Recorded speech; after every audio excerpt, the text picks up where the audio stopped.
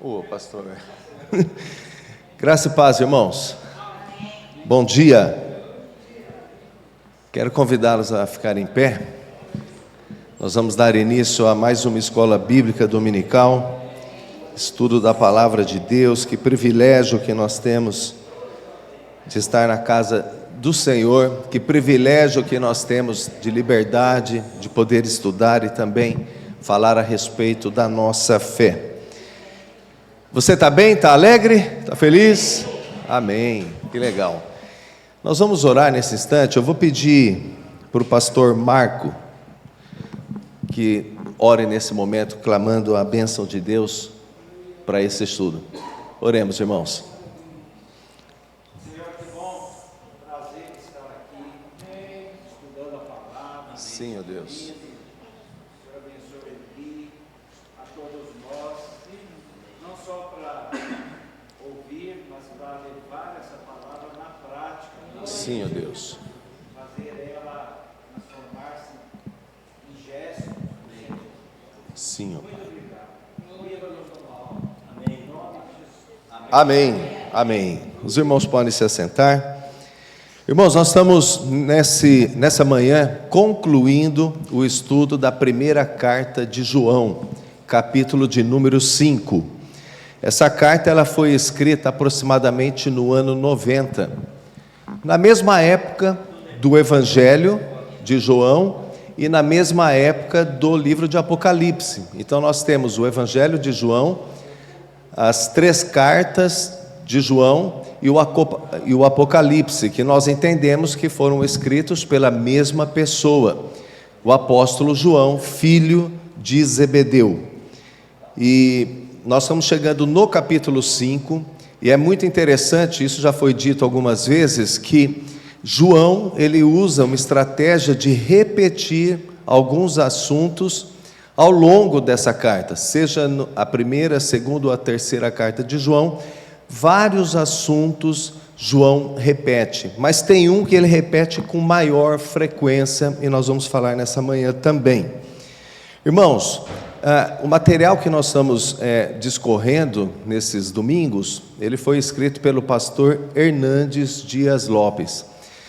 E para essa aula aqui, ele desenvolveu 5 tópicos, mas em função do nosso tempo, eu vou trazer apenas 4. Mas eu vou começar o primeiro assunto, o segundo de maneira muito interativa, então eu conto com a participação de vocês. Quando for 10 horas, eu peço para alguém me alertar aí, são 10 horas ali. Aí eu faço a conclusão dos demais assuntos, se não der tanto tempo, de uma maneira um pouco mais expositiva, rápida, para a gente cumprir então a nossa agenda. E o tema dessas aulas é inabaláveis. Inabaláveis. Irmãos, nós vivemos uma época que tudo é muito abalável, né? Tudo se abala facilmente. As expectativas que as pessoas têm, a fé, a esperança, tudo se abala, porque a nossa geração, essa sociedade que nós estamos participando, é uma sociedade mais diluída, e nesse conceito de diluído, tudo aquilo que é de tradição, tudo aquilo que tem uma história, ela se dilui, ela se desfaz com os novos conceitos, inclusive os assuntos da fé, inclusive convicções que os nossos pais tinham, atualmente não se tem mais, e muitos crentes vivem essa situação de sociedade diluída na sua fé também. Não tem mais esperança e não tem tanta convicção das verdades que a palavra nos revela. Mas hoje, nessa manhã, nós vamos falar exatamente o contrário disso. Nós vamos falar a respeito das certezas que os crentes têm em Cristo Jesus. A palavra de Deus nos revela várias verdades, e são verdades absolutas. Por exemplo, nos dias de hoje, falar que uma verdade ou um conceito é um conceito absoluto é totalmente rejeitado, porque Uma geração, uma sociedade que não acredita em verdades absolutas, porque aquilo que é verdade para você já não é verdade para o outro. Então começa aquela discussão de ponto de vista. Bom, esse é o seu ponto de vista, mas o meu é aquele, então não se tem verdades. E nós sabemos que há assuntos que há vários pontos de vista, e tudo bem. Mas quando se fala da fé, nós temos verdades reveladas na palavra de Deus, que são verdades absolutas. Era uma verdade na época dos apóstolos, aquilo já era uma verdade antes dos apóstolos, era uma verdade antes da fundação do mundo e continua sendo uma verdade quando tudo isso acabar, irmãos, porque a palavra de Deus traz verdades absolutas. E nós apoiamos a nossa fé, a nossa convicção nessas verdades reveladas na palavra de Deus. Então, por isso que o cristão realmente tem certezas inabaláveis. E nós queremos falar delas nessa manhã, algumas, né? As certezas que o crente tem. Bom, o Evangelho de João, que foi escrito pelo apóstolo João, foi um evangelho, um livro escrito para os não crentes. O Evangelho de João foi escrito para os incrédulos, com um único objetivo: que o não crente cresce em Jesus. Então, há uma grande diferença do livro do Evangelho de João para as cartas de João. As cartas de João, que nós estamos estudando agora, a primeira carta, que tem 5 capítulos, ela foi escrita para os crentes, com o objetivo de desenvolver a certeza a respeito da vida eterna.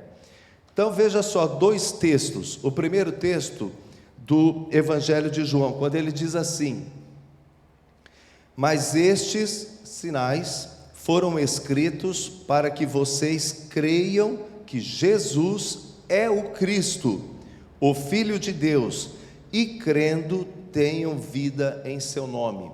Então João, lá no Evangelho, estava se referindo aos 7 sinais milagrosos que Jesus havia feito, e ele disse que Jesus fez muitos outros milagres, mas esses milagres, esses sinais foram escritos para que o não crente cresce que Jesus, isso tem uma diferença muito grande, que Jesus é o Cristo. Cristo não é sobrenome de Jesus, Cristo é título, e a gente vai falar um pouco mais sobre isso depois. Mas esses sinais foram escritos para que vocês creiam que Jesus é o Cristo, o Filho de Deus, e crendo tenham vida em seu nome. Falando então para não crentes. Mas já nas cartas que nós estamos lendo, irmãos, então João diz o seguinte: escrevi-lhes estas coisas a vocês que creem no nome do Filho de Deus, para que vocês saibam que têm a vida eterna. Então, as cartas de João foram escritas para pessoas como nós, que já cremos em Jesus. Na aula do Regis, ele citou várias vezes que João, ele escreve a respeito de coisas que os crentes já sabiam. Por isso que ele não tratou os assuntos com muita profundidade, porque eram assuntos, temas já de conhecimento do povo de Deus. Porém, irmãos, tudo aquilo que a gente sabe é necessário ser falado novamente. Se você tem o conhecimento a respeito da palavra de Deus, eu conheço uma senhora, ela já faleceu, que ela dizia: eu não vou, e ela era bem de idade, eu não vou mais na igreja, principalmente na escola bíblica, porque eu já sei tudo o que vai ser falado. E provavelmente ela sabia, pastor Samuel, ela sabia tudo. Mas irmãos, a nossa fé, ela depende dessa informação sendo anunciada com frequência.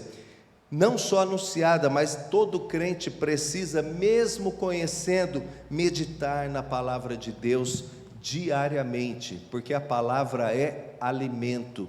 Então, quando nós nos debruçamos na palavra de Deus, nós assim o fazemos não apenas para adquirir conhecimento, mas para nos alimentarmos espiritualmente. Isso tem uma diferença enorme, irmãos.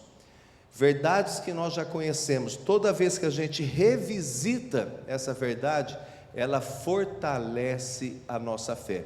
E é até muito simples entender isso, irmãos, porque todos os dias, os nossos ouvidos, os nossos olhos, os nossos sentidos são bombardeados por todo tipo de informação. Informação que vai te estimular a negar aquilo que você crê, informações que vão abalar as suas convicções, expectativas que você tem que serão frustradas. Diariamente nós somos bombardeados com essas informações. E se a gente não se debruça na palavra de Deus, irmãos, aos poucos essas informações vão minando a nossa fé, a nossa convicção. Então é necessário revermos os assuntos, e é o que João faz então na sua carta de 1ª, 2ª e 3ª João. Quais os temas que nós selecionamos então para essa manhã? A respeito das certezas. Eu gostaria que você lesse comigo, né, essas 4 certezas. Temos a certeza de que pertencemos à família de Deus. Segundo, temos a certeza de que Jesus Cristo é Deus. Temos a certeza de que aqueles que creem em Cristo têm a vida eterna. E a última, temos a certeza de que os crentes não vivem na prática do pecado. Amém? Então, irmãos, nós temos muitas certezas baseadas na palavra de Deus. Vocês querem comentar alguma coisa sobre esse início do que falamos? Pode falar, Lucas. Uma vez eu estava conversando com uma mulher aqui em Sovenhado, ela falou assim: como você tem certeza que a Bíblia é a palavra de Deus? Aí eu falei para ela assim: ó, se a senhora pegasse um sábio no mundo, um sábio, aí depois eu falei assim: não, todos os sábios do mundo inteiro juntos não poderiam escrever um livro como a Bíblia, porque a Bíblia foi escrita pelo Espírito Santo de Deus através dos apóstolos que foram servos dele. Então nenhum sábio no mundo, ou todo sábio no mundo, poderia escrever um livro como a Bíblia. A Bíblia foi inspirada por Deus, não há como. Então eu falei para assim: eu tenho a certeza no meu coração que a Bíblia é a palavra de Deus. Foi, é e vai ser para sempre. Amém. Ela ficou quieta, não falou mais nada, nem mais resposta. Então foi maravilhoso aquele dia. Então, o que o Lucas reforçou aqui, que ele tem certeza que a Bíblia é, ou a Bíblia contém a palavra de Deus, Lucas? Não, ela é a palavra de Deus. Vamos dizer então, irmãos, a Bíblia é a palavra de Deus. Bem diferente do que contém a palavra de Deus. Não, a Bíblia é a palavra de Deus. E a nossa reflexão nessa manhã ela é baseada na Bíblia. Na Bíblia, que é a palavra de Deus. A primeira certeza então que nós temos, irmãos, nós temos a certeza de que pertencemos à família de Deus. E eu te convido a abrir a sua Bíblia lá na carta de João, então no capítulo de número 5, os versículos de 1 a 5. 1 João 5, de 1 a 5. E a palavra diz assim: todo aquele que crê que Jesus é o Cristo é nascido de Deus. Preste atenção. Todo aquele, e está dizendo assim que são os irmãos da Igreja Batista? São os irmãos da Assembleia? Não, a Bíblia diz que todo aquele que crê que Jesus é o Cristo é nascido de Deus. E todo aquele que ama ao que o gerou, isto é, ama o Pai, também ama ao que dele é nascido, os filhos de Deus. Nisto conhecemos que amamos os filhos de Deus, quando amamos a Deus e praticamos os seus mandamentos. Porque este é o amor de Deus, que guardemos os seus mandamentos. Ora, os seus mandamentos não são penosos, porque tudo o que é nascido de Deus vence o mundo. E esta é a vitória que vence o mundo, a nossa fé. Quem é o que vence o mundo, senão aquele que crê ser Jesus, o Filho de Deus? Irmãos, nesses 5 versículos aí, nós temos, primeira convicção, a certeza que nós somos filhos de Deus, que nós pertencemos à família de Deus. Mas o apóstolo João apresenta 3 evidências, 3 provas que comprovam que eu e você somos filhos de Deus. Então, rapidamente, nós vamos falar sobre essas 3 provas. A primeira prova é a fé, a segunda prova é o amor, e a terceira prova é a obediência. Só tem essas 3 evidências? Não. Dependendo o texto bíblico que você lê, pode apresentar outras evidências, mas João traz 3 evidências, considerando o contexto que ele estava vivendo. E só para a gente relembrar um pouco, isso já foi falado várias vezes, o contexto da época de João era de muitas pessoas se convertendo e crendo em Jesus, mas ao mesmo tempo, paralelamente, havia surgido várias outras doutrinas e doutrinas de demônios, doutrinas que João as classificou vindas de pessoas que são anticristo. Não era ainda o anticristo, mas todas as pessoas que eram adeptas dessas doutrinas falsas, elas eram anticristo. Esse era o contexto então de doutrinas falsas tentando entrar na igreja, e essas doutrinas pregavam tudo aquilo que você talvez possa imaginar, eles pregavam naquela época. Então, irmãos, falsas doutrinas, fake, não é um privilégio, entre aspas, dos nossos dias. O falso e o verdadeiro já é antigo. O cristão verdadeiro e o falso cristão já é uma situação desde a época de Jesus. A mensagem verdadeira e a mensagem falsa já existia naquela época, e nós precisamos ser maduros em Deus para poder discernir entre o falso e o verdadeiro. E neste caso aqui, João apresenta 3 evidências do verdadeiro cristão. Olha, o cristão tem 3 práticas que vão comprovar que realmente ele é filho de Deus, e aquele que não tem essas características é porque não é filho de Deus. E ele fala então da fé, que é a prova doutrinária. Ele fala do amor, que é uma prova social, que é algo que todo mundo pode perceber, e ele fala também da obediência, que é uma prova moral. Vamos lá para a primeira então. A fé, a prova doutrinária, né? O crente é conhecido pela sua fé em Cristo.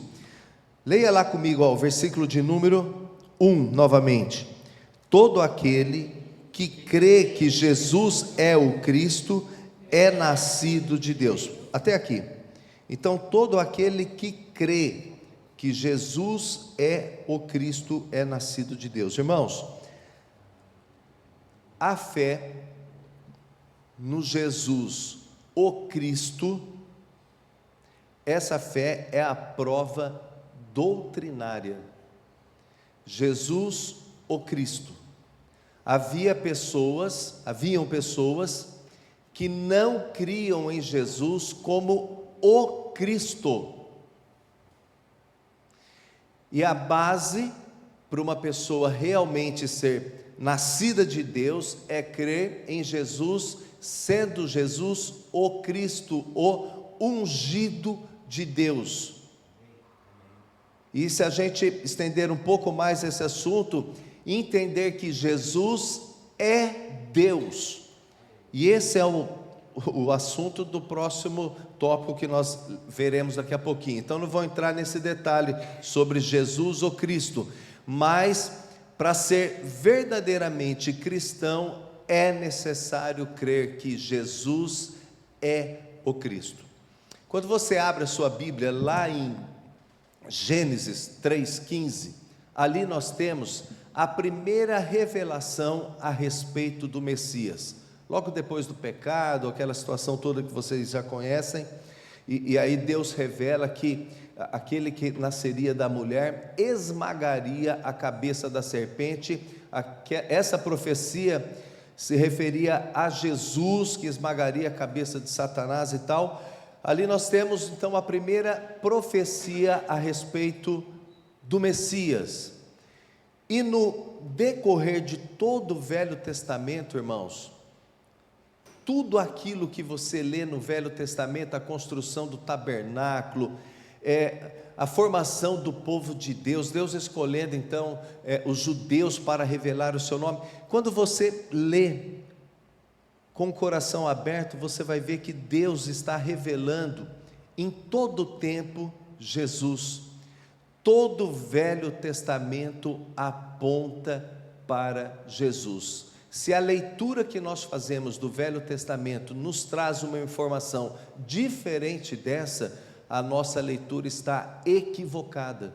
O Velho Testamento todo aponta para Jesus. Quando você lê a respeito do tabernáculo, construção do templo, tudo aquilo ali aponta para Jesus. E aí, uma mulher chamada Maria, que era conhecida de várias pessoas, e José, que também era conhecido, tem um filho de Maria, obra do Espírito Santo, mas as pessoas não sabiam, e nasce Jesus. Com 30 anos de idade, então, João Batista batiza Jesus nas águas, e ali então, Jesus se apresenta como o Cristo, o ungido de Deus. Ele se apresenta como essa pessoa que todo o Velho Testamento estava se referindo a ela, e os judeus sabiam muito bem disso, que haveria o libertador, só que eles tinham uma expectativa equivocada. E então aparece Jesus, apresentado por João Batista, né? E muitas pessoas não criam em Jesus. E aí Jesus fez cerca de 35 milagres que estão registrados nos evangelhos, mas muitos outros. Mas João, no seu evangelho, registra 7 milagres de Jesus, que o chamou de sinais, e ele fala: olha, esses sinais foram escritos para que vocês creiam que Jesus é o Cristo.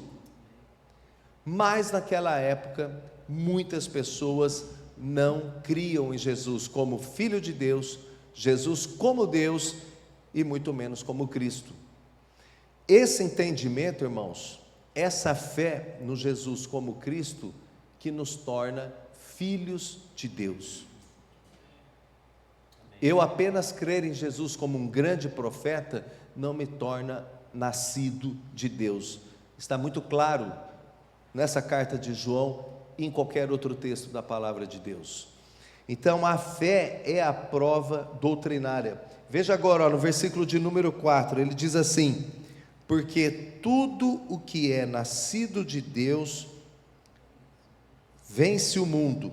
Esta é a vitória que vence o mundo, a nossa fé. Irmãos, e o versículo 5: quem é o que vence o mundo, senão aquele que crê? Diga aí, aquele que crê. Mais forte, aquele que crê. Ser Jesus o Filho de Deus.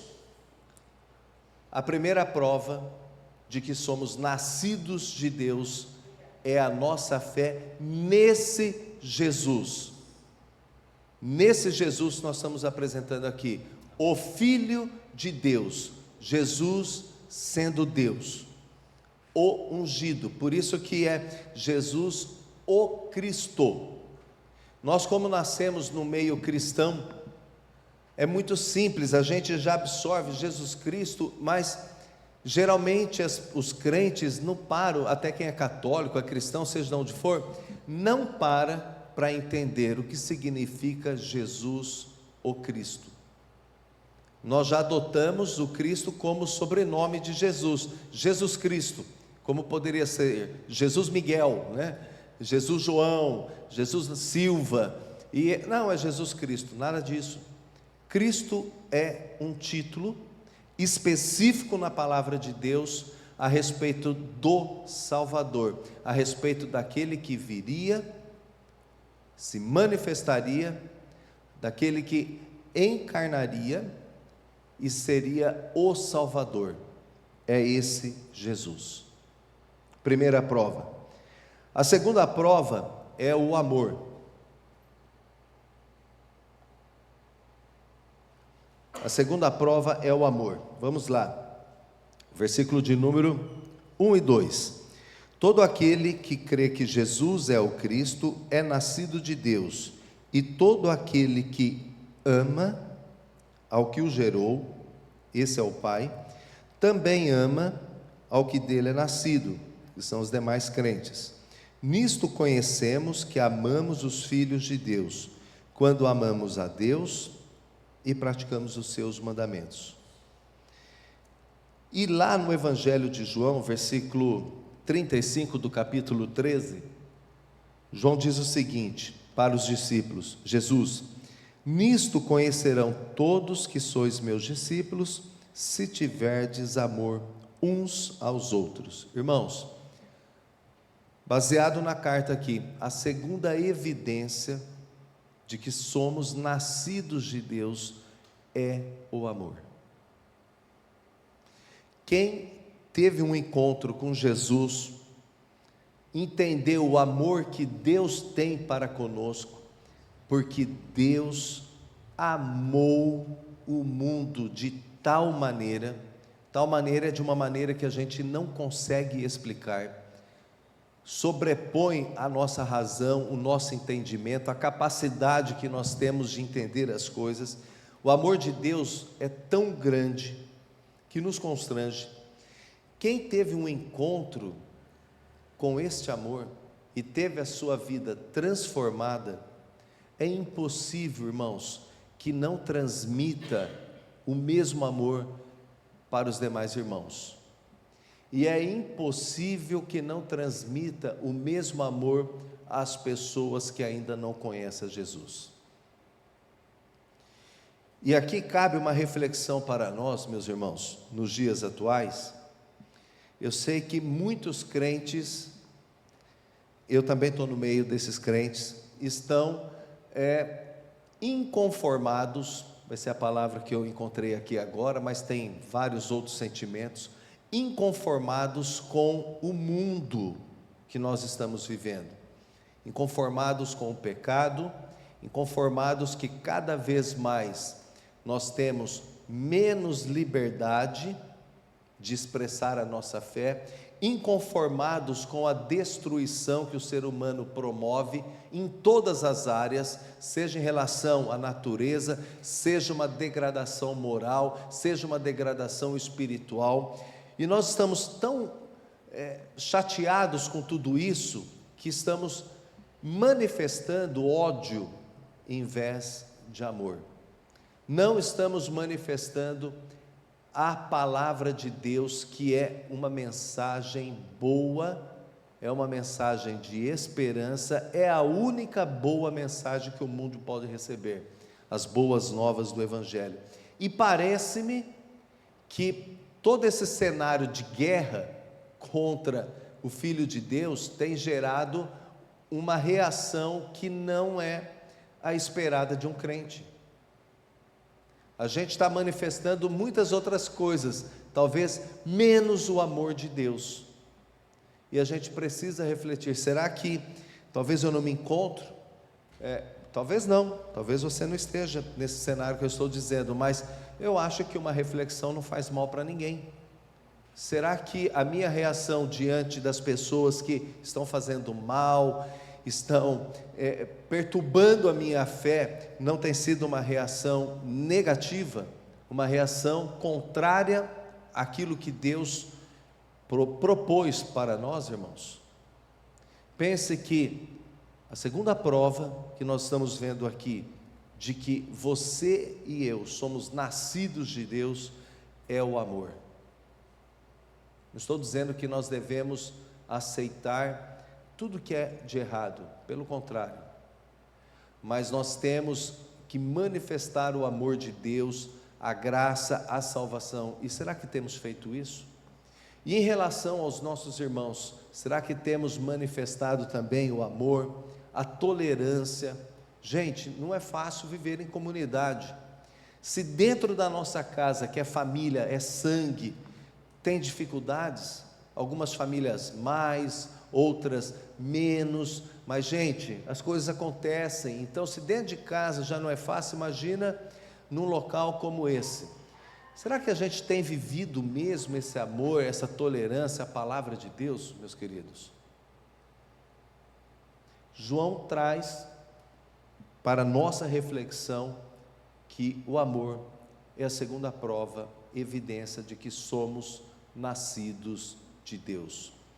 Não me lembro quem foi o outro, se foi o pastor Samuel, o Regis, pastor Reinaldo, mas na carta de João fala, como um crente pode dizer que é nascido de Deus, isso com as minhas palavras, e que ama a Deus e odeia o seu irmão? São pontos de reflexão, irmãos. O que precisa ser transformado na minha vida? Fé, primeira prova. Amor, a segunda prova. Posso ir para a terceira? A terceira é a obediência. A obediência é a prova moral. Vamos ler lá, no versículo ainda de número 2 e 3. Nisto conhecemos que amamos os filhos de Deus, quando amamos a Deus e praticamos os seus mandamentos. Diga comigo, praticamos os seus mandamentos, todos juntos, praticamos os seus mandamentos, porque este é o amor de Deus, que guardemos os seus mandamentos. Ora, os seus mandamentos não são penosos. A obediência, irmãos, é a terceira prova que João apresenta aqui. E obediência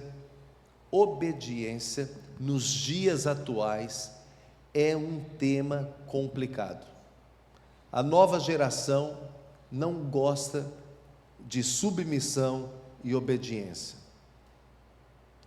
Mas as gerações mais antigas também não gostavam, principalmente quando se trata de obedecer a Deus.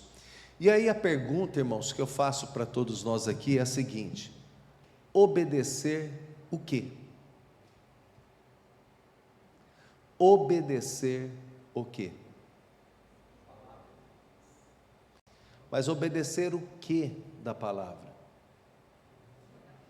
Obedecer o quê da palavra, se atualmente muitos crentes não leem a palavra? E aquilo que elas recebem na igreja é pouco, porque a missão total o compromisso, e a palavra não é nem compromisso, eu estou tentando buscar aqui, o dever de conhecer a palavra é pessoal. Quando nós estamos numa reunião como essa, sim, Deus levanta pessoas que vão nos ajudar, mas o dever de meditar, conhecer a palavra é individual. Quando eu era criança, eu era pequeno, a minha mãe tentou me ensinar a comer coisas saudáveis, e ela tentava, e ela me deu coisas saudáveis, eu comi, me alimentei. E depois eu cresci. E aí eu fiz as minhas escolhas. Continuei comendo coisas saudáveis e coisas que eu gosto, como chocolate, muito churrasco e tal. Mas, irmãos, eu aprendi. Se eu ficasse dependendo da minha mãe me alimentar todos os dias, gente, está tudo errado. Isso é uma coisa fora do comum. Não existe isso. O cristão é a mesma coisa. Tem um momento na nossa conversão, nos primeiros passos na vida espiritual, que a gente é alimentado por leite. E leite não é comida fraca, mas é a porção necessária para quem está começando a sua fé em Cristo. E aí tem as pessoas que vão nos alimentar, vão nos ajudar, mas depois de um tempo, irmãos, é necessário que cada um faça o seu papel. É pessoal. Então a pergunta era: obedecer o quê, se os crentes não se alimentam da palavra de Deus? Segundo, nós não temos na Bíblia uma relação do que pode e uma relação daquilo que não pode. Isso não existe na Bíblia. A Bíblia cita uma coisa ou outra, mas o cristão tem, irmãos, algo que é o Espírito Santo que está em cada um de nós, selando a nossa salvação. O Espírito, ele confirma. E se você estiver fazendo algo que não é da vontade de Deus, o Espírito revela. E a meditação na palavra de Deus te dá sabedoria e discernimento. Então, a maioria das coisas, olha, obedecer o quê? Que foi a pergunta aqui. Irmãos, obedecer aquilo que Deus vai mostrando para nós. Não uma relação do que pode, do que não pode, mas nós temos essa confirmação em nosso coração claramente. Se eu sou um cristão que medito na palavra e o meu coração está aberto a Deus, irmãos, esse direcionamento é muito claro em nossas vidas. Mas obedecer o quê? Quando eu não conheço a palavra de Deus e o meu coração está distante da direção de Deus. Jesus ensinou que os cuidados dessa vida, eles podem suprimir a semente de Deus que está em nossos corações. A semente, ela é lançada em todos os corações, que é a palavra de Deus. Mas se eu sou uma pessoa que estou totalmente ligada nas coisas deste mundo e desconectada com o mundo espiritual, irmãos, eu não tenho discernimento, capacidade de entender a vontade de Deus e de obedecer a Deus. Relação do que pode e não pode, a gente tem o decálogo, não matarás, mas todo mundo sabe que não deve matar, todo mundo, o não crente sabe, não mentir, ali os 10 mandamentos, todo mundo sabe o que pode e não pode, mas a vontade de Deus vai muito além dos 10 mandamentos, e a vontade de Deus, ela se revela então, para fechar esse assunto, na meditação e nesse direcionamento que Deus nos dá através do seu Espírito. Alguém já teve essa sensação de fazer alguma coisa e falar, lá no seu coração você sentiu algo, e esse algo era Deus, o Espírito de Deus te mostrando, essa não é a vontade de Deus para a sua vida. Vocês já tiveram isso, irmãos, alguma vez? Já? Eu acho que eu já compartilhei, tem um texto da Bíblia que Jesus falou sobre aquele homem que ele tinha uma dívida com o seu Senhor, e aí a sua dívida era grande, e ele chegou para o Senhor dele e falou, olha, eu não tenho condições de pagar, e ele foi perdoado. E esse homem saiu da presença do seu Senhor, encontrou um conservo, que também devia para ele, mas devia muito pouco, e ele não perdoou essa dívida, e lançou ele na prisão e tudo mais. E um dia, irmãos, aconteceu algo comigo, que uma pessoa fez algo que não deveria fazer, e me bateu uma revolta, e uma reação que seria forte, pastor Samuel. Esse texto me veio à mente naquele momento. Eu estava no meu direito, mas esse texto me bateu no coração tão forte e ele moldou a minha reação. Eu ia reagir da mesma maneira, não do texto, mas da mesma maneira que a pessoa plantou em minha vida. E ali eu tive que reformular a minha resposta, porque eu fiquei constrangido com a mensagem de Jesus a respeito do perdão. A palavra de Deus tem esse poder de transformar as nossas vidas, esse poder de moldar as nossas reações. Não estou dizendo que a gente vai ser perfeito, não é nada disso, mas que Deus fala conosco e que a palavra de Deus mostra qual é a vontade de Deus. Então, obedecer o quê? Obedecer à vontade de Deus, revelada na palavra e no direcionamento que Deus nos dá através do seu Espírito. Amém? Alguma outra prova que vocês queiram citar aqui, além dessas três evidências do cristão? Queria compartilhar a questão tanto da fé quanto do amor e da obediência. Eu acho que um dos grandes, João fala, né, o espírito de engano, né, hoje, é que às vezes nós, os crentes, queremos que a Bíblia aceite a nossa ideia, né? Isso a gente está vendo muito hoje, isso nós estamos vendo aí interpretações e posturas, né? Às vezes a pessoa está vivendo uma situação em casa, vamos ser, por exemplo, né, de um filho que optou por um gênero sexual, por uma postura sexual. Isso é um dos grandes temas de hoje. E aí a pessoa vai adaptar aquela postura do filho à Bíblia, e não a Bíblia à postura. Então isso que tem impedido de nós vivermos essa certeza, né? Essas provas, que eu não posso adaptar a Bíblia àquilo que eu penso, ou àquilo que eu estou vivendo. Foi o seu exemplo, né?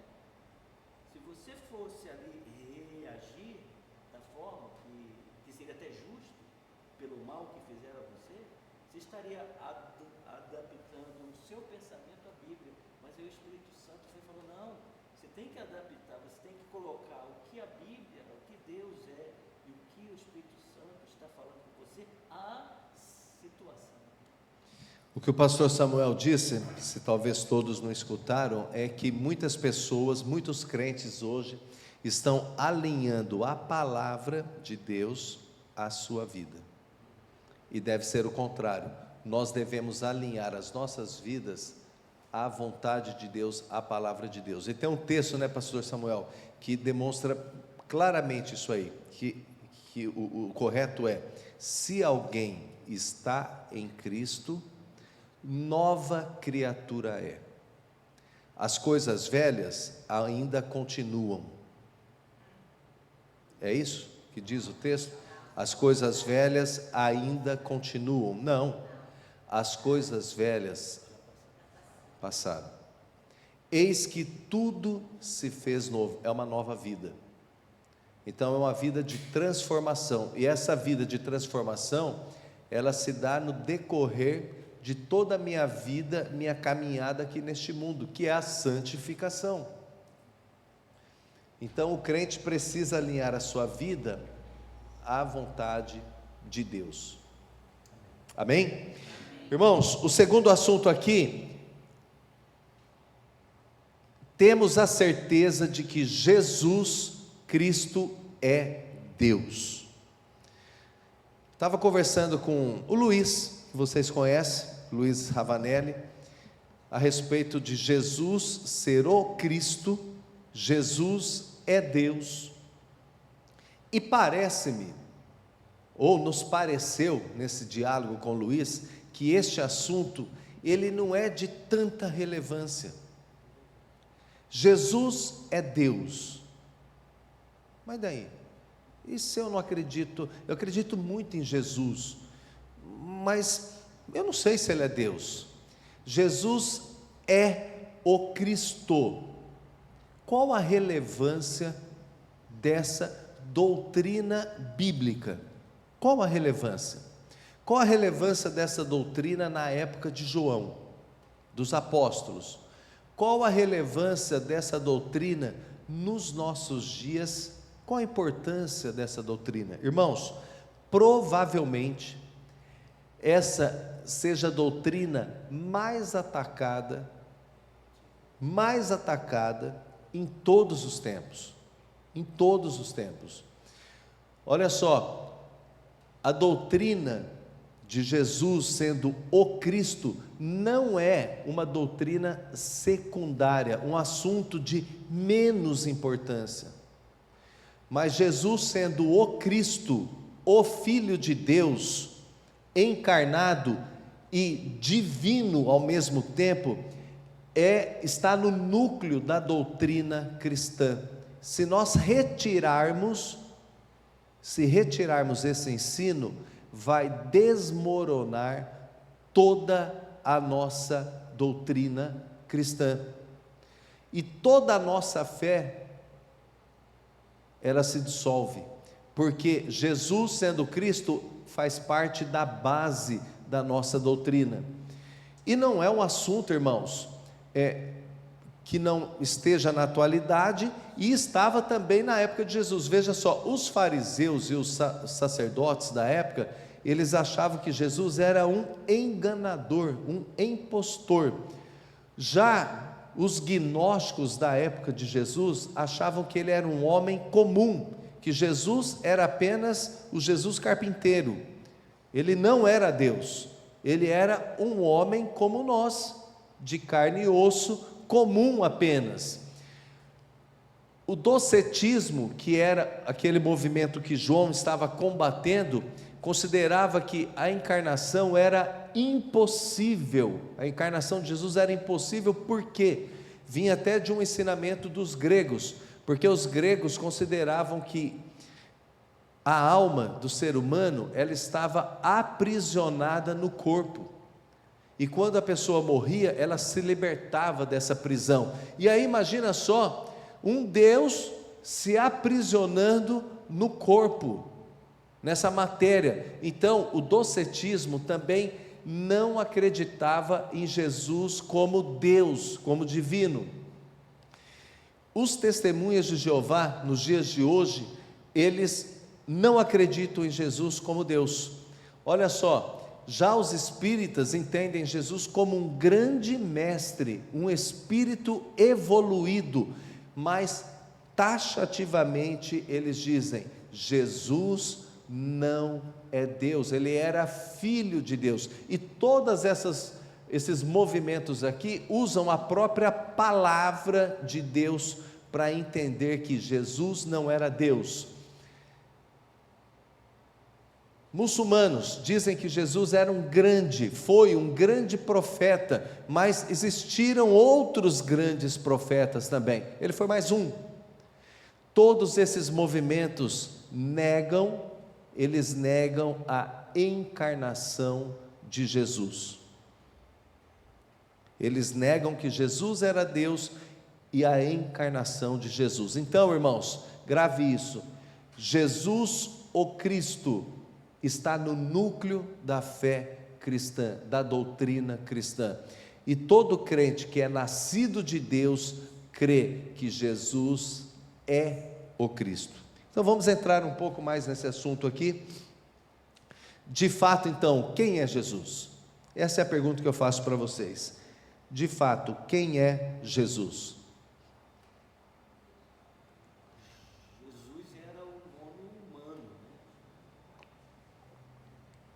Jesus é um nome humano, o pastor Samuel disse. O que mais, irmãos? Quem é Jesus? Filho de Maria, humano. Ninguém quer falar, né? Todo mundo sabe, mas não quer falar. Irmãos, João estava combatendo em toda a sua carta, inclusive no Evangelho, ele citou também ele estava combatendo este homem aqui, ó, Cerinto, um filósofo grego gnóstico, e ele ensinava que Jesus de Nazaré, exatamente o que o pastor Samuel se referiu ali, que esse Jesus de Nazaré era um homem comum, ele olhava só para esse Jesus carpinteiro, e que tornou-se filho de Deus ao ser batizado por João Batista no Rio Jordão.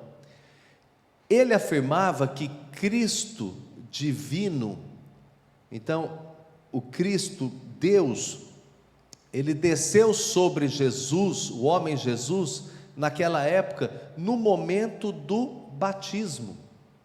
Então, Cerinto ele ensinava que esse Cristo divino, ele veio sobre Jesus no momento do batismo, ficou pouco tempo com Jesus e antes da crucificação, ele foi embora.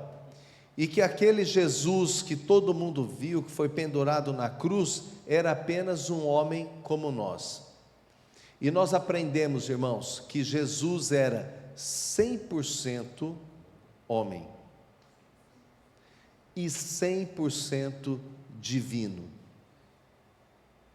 E como a gente explica isso, irmãos? Não se explica. É fé.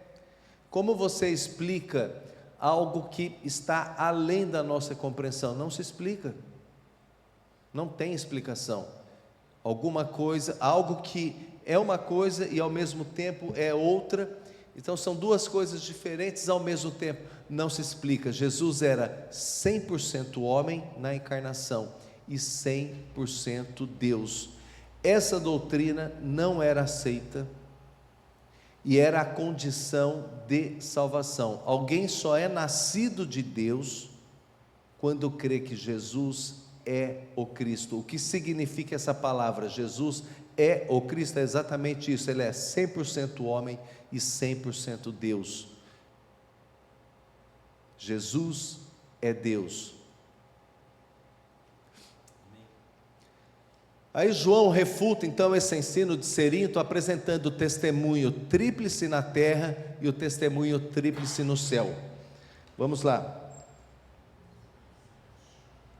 Os versículos de número 6 a 8.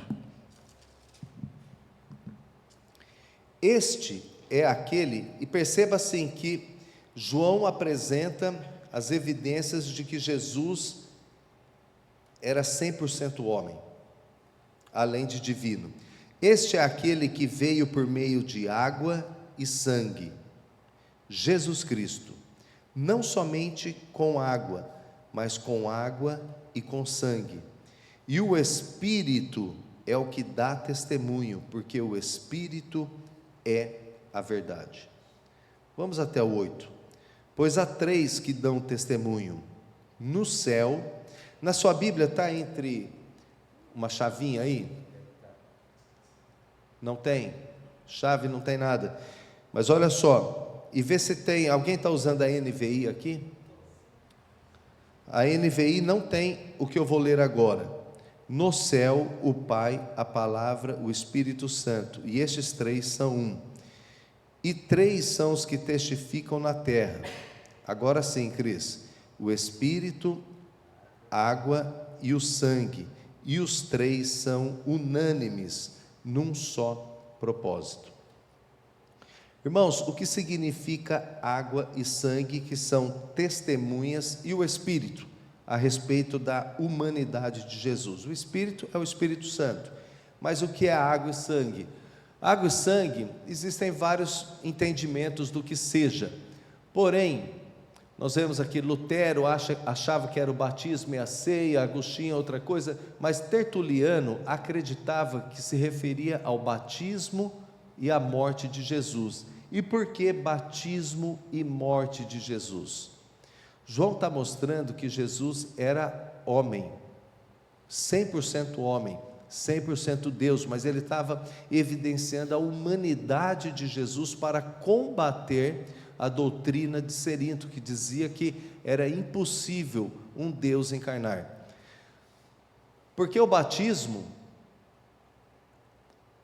e a morte de Cristo são evidências históricas e concretas da natureza divino-humana de Jesus. No momento do batismo de Jesus, que voz veio do céu, irmãos?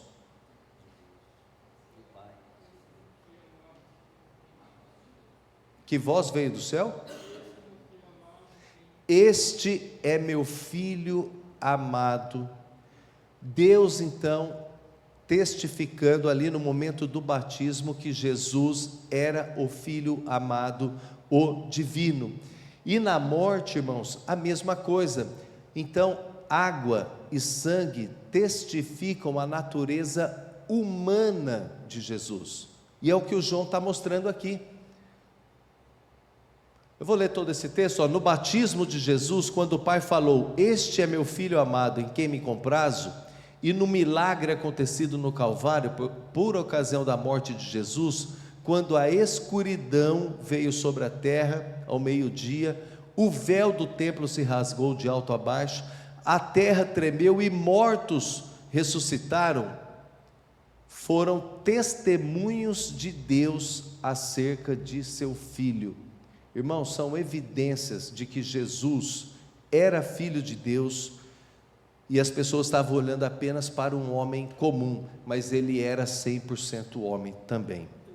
Você vê como é que o diabo cega, né? Porque será que em outras pessoas crucificadas antes e depois de Jesus tiveram as mesmas manifestações de escurecer ao meio-dia, da terra tremer e de mortos se levantarem?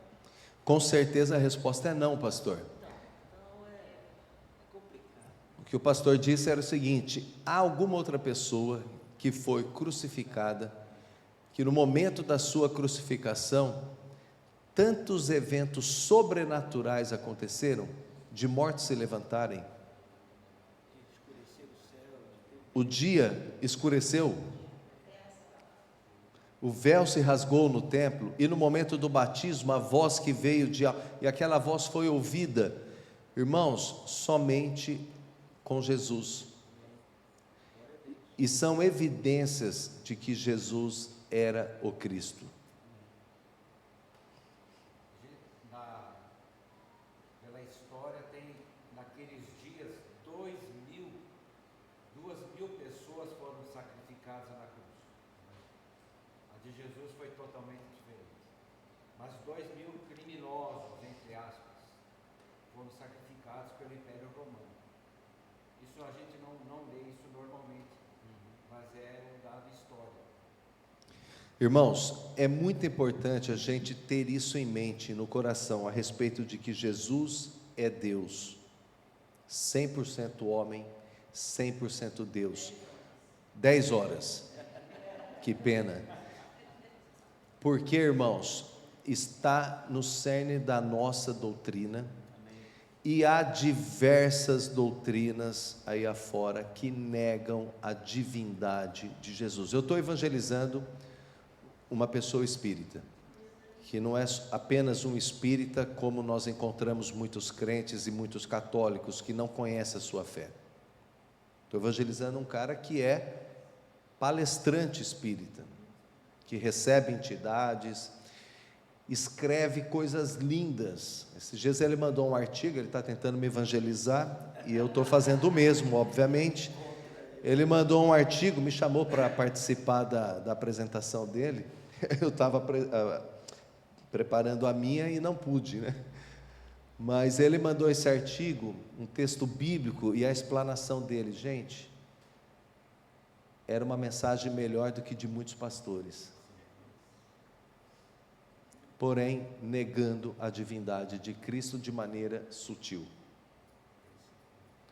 Essa doutrina que desvia as pessoas da verdade, ela opera com força em diversas denominações, com muita força. Essa doutrina desvia as pessoas de Cristo, e Cristo é o caminho único, a verdade, única verdade, e a vida, a única vida. Ninguém vai ao encontro do Pai se não for por intermédio de Jesus, o Cristo. Se for o Cristo ilustrado por muitas denominações, não vai a Deus. É o Cristo revelado nas Escrituras, irmãos. Porque esse outro Cristo pregado desvia as pessoas do Pai. Então é muito importante que nós saibamos que a doutrina da divindade e a encarnação de Cristo está na base da doutrina cristã. Jesus, o Cristo. Amém? Amém. Vamos dar uma adiantada aqui, irmãos, porque agora o tempo se aproximou. A terceira certeza que nós temos: aqueles que creem, temos a certeza de que aqueles que creem em Cristo têm a vida eterna. Irmãos, eu acho lindo isso aqui. Tem a vida eterna. Vamos abrir lá. Continuar, né? A gente já está no texto aí. Versículo 11. Diz assim: e o testemunho é esse, que Deus nos deu a vida eterna, e esta vida está no Filho. Aquele que tem o Filho tem a vida. Aquele que não tem o Filho de Deus não tem a vida. Irmãos, 4 verdades sobre vida eterna. A primeira é que a vida eterna é um presente de Deus. Deus deu.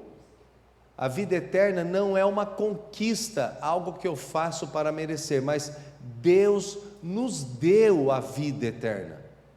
Então é um presente de Deus. Segundo, eu vou mais rapidinho. É uma realidade, e o testemunho é este, que Deus nos deu a vida eterna. Olha o tempo verbal aqui. Deus não nos dará, não é futuro, mas Deus nos deu. Se você teve um encontro com Cristo, você tem a vida eterna em você. É uma realidade já nesse momento. Nós temos a vida eterna em nossas vidas. E esse texto, irmãos, esse texto eu amo, que é o texto quando Jesus declarou: em verdade vos digo. Esse texto é um texto que você deve gravar, memorizar, assim como João 3,16, porque Deus amou o mundo. João 5,24. Eu me lembro quando eu era pequeno ainda, crescendo na fé, lá em Urupês a gente participava de uma igreja muito pequena, e o pastor, enfim, que era o presbítero lá, João Pereira, ele era cabeleireiro, um homem de Deus que tinha o privilégio de ter várias passagens bíblicas na mente, e de cada 10 textos bíblicos, ele citava pelo menos 3 vezes esse aqui, João 5,24. Em verdade vos digo. São palavras de Jesus. Quem ouve as minhas palavras, ouve as minhas, não é qualquer palavra, ouve as minhas palavras, crê naquele que me enviou. Tem que crer. Ouvir a palavra certa, crer na palavra certa, no Jesus certo, tem a vida eterna. Diga assim: tem. Eu tenho a vida eterna. Tenho a vida eterna. Não entra em juízo, mas passou da morte para a vida. Irmãos, é tempo presente. Quem ouve, quem crê, tem a vida eterna. Isso é glorioso, meus irmãos. Essa verdade tem que encher os nossos corações de alegria. Tem, Lúcia, você tem a vida eterna em você. Já passou da morte para a vida. Não entra em juízo. O cristão não entra em juízo, mas ele passou da morte para a vida. Irmãos, isso é maravilhoso. Se tem coisa que deve nos motivar, são as verdades da palavra de Deus e não as invenções. Essa verdade, presente em nossas vidas, tem que encher os nossos corações de alegria. Amém? Amém. A outra verdade, a vida eterna está somente em Jesus, irmãos, não podemos ter dúvida disso. É o versículo 11, né? E o testemunho é este, que Deus nos deu a vida eterna, e a vida está no seu Filho. A vida está em Jesus, não há vida eterna fora de Jesus. E a última verdade, a vida eterna é recebida por meio da fé. Não é mérito, não é um prêmio que eu ganho por um esforço adicional da minha parte e eu ganho a vida eterna. Não, a vida eterna, ela é recebida por meio da fé, porque pela graça sois salvos por meio do esforço. É assim, pastor Marco? Porque pela graça sois salvos por meio das obras. Não, porque pela graça sois salvos por meio da fé em Cristo Jesus. A vida está em Jesus. Amém? Amém. E a última certeza aqui, e a gente está dentro do tempo, é que o crente vive pecando, né, irmãos? Não é isso? Não é, Cris? O crente não vive pecando? Então vamos ver aqui se João errou, ou se somos nós que estamos errados, ou esse grupo que o pastor Samuel citou, né, que está adaptando a palavra aí. Sabemos, versículo 18 e 19, sabemos que todo aquele que é nascido de Deus não vive em pecado. É bem claro, irmãos, o que é nascido de Deus não vive em pecado. Antes, aquele que nasceu de Deus, aqui é aquele com letra maiúscula, tá certo? Sim. Jesus, aquele que nasceu de Deus, o guarda, e o maligno não lhe toca. Sabemos que somos de Deus e que o mundo inteiro jaz no maligno. Irmãos, o crente, ele é libertado do poder do pecado. Amém? Sabemos que aquele que é nascido de Deus não vive na prática do pecado. João combate aqui o ensino de que, tudo bem, venha como estás e continue como você era. Não, o ensino da Bíblia é: venha como estás, mas as coisas velhas ficam para trás. O pecado não faz parte da nossa vida. O crente, ele foi libertado do pecado. Olha esse texto de 1 João 5,18. Sabemos que todo aquele que é nascido de Deus não vive em pecado. E lá no 9 do capítulo 3, todo aquele que é nascido de Deus não vive na prática do pecado. Eu vou dar uma acelerada para a gente terminar dentro do prazo, mas, irmãos, está claro, né? Que o crente não vive na prática do pecado. João, na sua carta aqui, ele trabalha dois ensinos errados. Esse de que tudo bem, continua como está, pecando, que o pecado faz parte. E o outro extremo é de que havia um ensino também pelos gnósticos, numa das faces do gnosticismo, que o crente, quando recebia o Espírito Santo, ele não pecava mais. E essa doutrina, irmãos, na década de 80, eu não sei aqui quem é dessa década de 80, eu estava lá e eu conheci pessoas que pregavam isso, 80 e 90, no Brasil teve um segmento muito forte que ensinou a doutrina da impecabilidade, que quem recebeu a Cristo não peca mais. Não está no tópico do capítulo 5, mas no capítulo 2, João também falou isso: filhinhos, não pequeis, Mas se pecar, ou em outra passagem, se alguém disser que não tem pecado, está se enganando e faz Deus de mentiroso. Os dois extremos, de uma vida deliberada no pecado, é evidência que não nasceu de novo.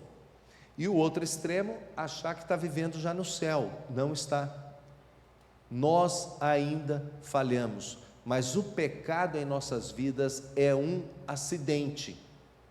Não vivemos na prática do pecado. Há dúvida sobre isso, irmãos? Alguém pensa diferente? A Bíblia nos ensina que o cristão vive em santidade, mas apesar de, ele pode pecar. Pode pecar no sentido assim, que é um acidente nas nossas vidas, e se arrepende e segue a sua caminhada com Deus. Se arrepende. O pecado é um acidente, mas é algo que gera tristeza em nossos corações, gera arrependimento, pedido de perdão, e a gente segue em Deus, muito diferente daqueles que acham que é natural. Não, é isso aí, vamos continuar, eu só vou ser santo quando estiver no céu. Não é evidência de alguém que está em Cristo. Que diremos, pois? Permaneceremos no pecado para que a graça seja mais abundante? Olha a resposta: de modo nenhum. Permaneceremos no pecado para que a graça de Deus seja mais abundante? De modo nenhum. A explicação: como viveremos ainda no pecado, nós que para ele morremos? Não é possível um crente viver no pecado. O crente é guardado do maligno, né? O texto fala, aquele que nasceu de Deus, que é Jesus, nos guarda. Nós somos guardados do maligno, e quem nos guarda é Cristo, irmãos. E o maligno não nos toca, e a palavra tocar, ela vem do grego que significa deter. O maligno não pode deter o Filho de Deus. O maligno não pode deter o Filho de Deus.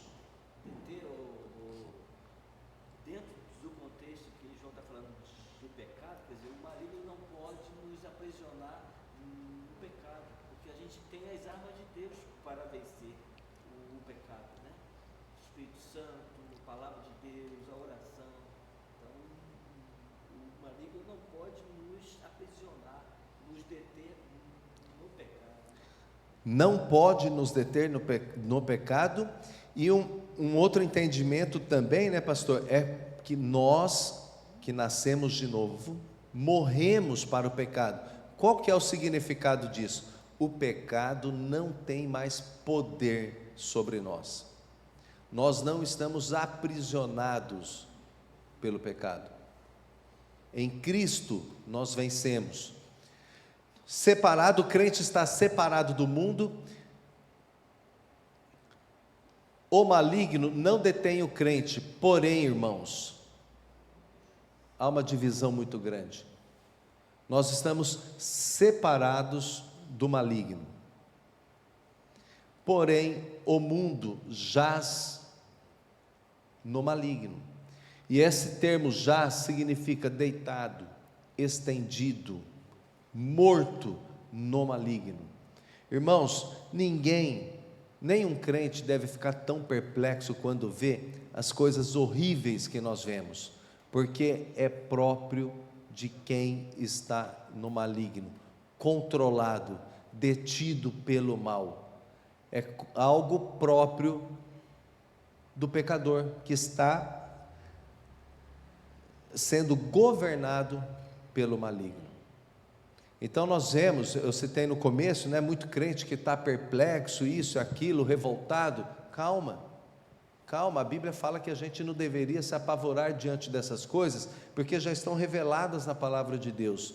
Nos últimos dias seriam dias, tempos difíceis, e nós estamos falando então, vendo coisas que é natural, desse mundo controlado pelo maligno. Porém, o crente não é detido pelo maligno. Amém? Essa é outra certeza que nós temos. Nós temos um comandante, nós temos um general que governa, dirige as nossas vidas. O mundo tem um outro general. Infelizmente, nós vemos tudo o que está acontecendo, mas a nossa manifestação deve ser outra, de amor, levar uma palavra que possa transformar essas vidas. Amém? Amém.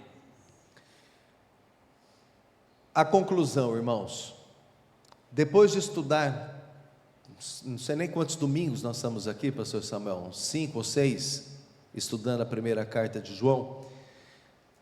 João tem um objetivo, meus queridos, um objetivo, que está no versículo de número 4, capítulo 1. Estas coisas, pois, vos escrevemos, para que a nossa alegria seja completa. É muito natural que muitos crentes estão vivendo com uma alegria parcial, ou sem alegria. Está acontecendo com frequência, crentes vivendo sem alegria, crentes que estão sendo impactados pelos horrores deste mundo, pelas injustiças e por todas as outras coisas, muitas, na política, seja onde for, e esses crentes estão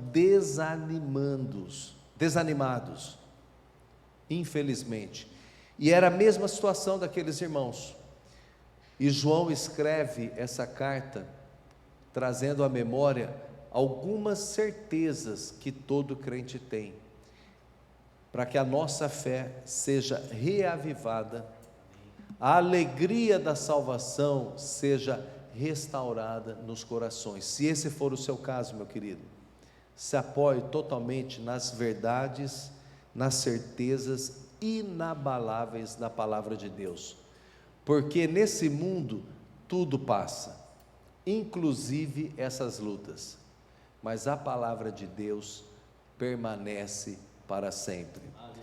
As verdades absolutas da palavra de Deus permanecem para sempre. Nós somos confrontados por uma ideologia muito forte, muito poderosa, mas ela não é mais forte do que as verdades de Deus para nós. Esteja firme, inabalável nessas verdades, e que a alegria de Deus seja restaurada no teu coração. Fiquemos em pé. Alguém quer comentar alguma coisa? E nós vamos terminar dentro da nossa agenda. São 10h20. Esse versículo que você pôs ali, o véu do templo rasgou de cima para baixo. Eu tenho um estudo que fala que o véu era retorcido em 3 dobras. Ninguém poderia cortar. Ninguém, nem com a espada poderia cortar. E ele foi rasgado de cima para baixo. Deus que operou todos esses milagres excepcionais. Pega aqui. Não sei se está acontecendo. O último versículo que eu já falei aqui, o irmão não leu. Eu queria ler ele. Eu gosto desse versículo. Então fala, Lucas. É um instantinho, 1 minuto, nem leio. Vamos lá. Eu quero ler esse versículo que eu gosto. Também sabemos que o Filho já veio e nos deu entendimento para conhecermos aquele que é verdadeiro. E estamos naquele que é verdadeiro, isto é, em seu Filho Jesus Cristo. Esse é o verdadeiro Deus e a vida eterna. Aleluia. Esse é o verdadeiro Deus Então, Jesus é Deus. e a vida Eu eterna. na rua com todo mundo que fala, eu falo, Jesus é Deus. Amém. Amém. Amém. Pastor Samuel. Pode encerrar com a oração. Ok? Jesus é Deus. Jesus é Deus, irmãos. Te agradecemos, ó Pai, pelo estudo da Tua palavra. E João tinha um propósito quando as escreveu, e eu te peço que o mesmo propósito se cumpra em nossas vidas, que a alegria da salvação, a alegria de ter a certeza nas verdades inabaláveis da Tua palavra, seja restaurada em nossos corações, ó Pai. Que não haja mais espaço em nossas vidas para o desânimo, reações equivocadas, mas que estejamos, ó Deus, Te servindo, fazendo a Tua vontade. Em o nome de Jesus. Amém. Amém. Irmãos, só um minutinho, pode sentar? Muito obrigado, Eli. Deus abençoe. E Espírito Santo, né, conforme o pastor Marcos orou no início, nos ajude a transformar esta palavra em vida, em gestos. Amém? Irmãos, próximo domingo, a ABU é a Aliança Bíblica Universitária, né? É uma agência de Deus para evangelizar os universitários. Vai estar aqui na nossa igreja no próximo domingo de manhã, só que eles poderão chegar e iniciar às 10 horas. Então a nossa escola bíblica na próxima semana será às 10 horas. Vai ser de 10 até umas 10h40, 11 horas no máximo, tá bom? Então é bom que você pode tirar um soninho, né, um pouquinho maior, tá bom? Eles vão fazer uma apresentação do Evangelho de Marcos, de uma forma bem prática, né, para que nós possamos confirmar aquilo que nós já sabemos.